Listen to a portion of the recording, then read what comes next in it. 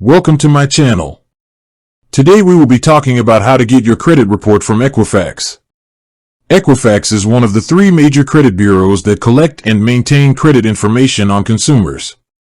Regularly checking your credit report is a great way to monitor your financial health and protect yourself from identity theft. The good news is, you can get a free copy of your Equifax credit report. The easiest way to get your free report is by visiting annualcreditreport.com. This is the only official website authorized by federal law to provide free credit reports from Equifax, Experian, and TransUnion. You can get one free report from each of the 3 bureaus every 12 months.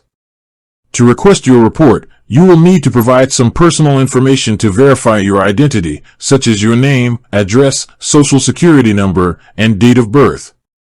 Be prepared to answer security questions based on your credit history. Once verified, you can view, download, and print your report immediately. In addition to the annual free report, you can also get a free Equifax credit report by creating a My Equifax account on their website. This will give you access to multiple free reports throughout the year.